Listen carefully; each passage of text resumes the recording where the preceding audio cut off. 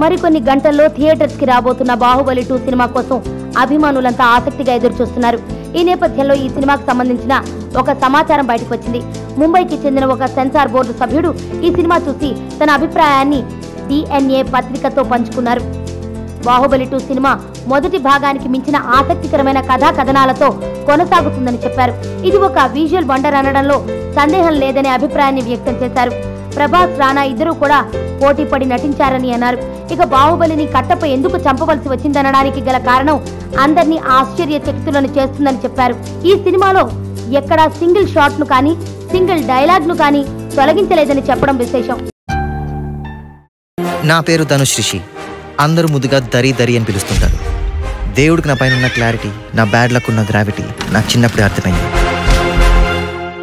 నా లైఫ్లో luck factor రాంగ్గా ఉండొచ్చు, కానీ లవ్ ఫ్యాక్టర్ మాత్రం చాలా స్ట్రాంగ్గా ఉంది. ఒక మనిషి చేయి చూసి తన జాతకం మొత్తం చెప్పేయగలను.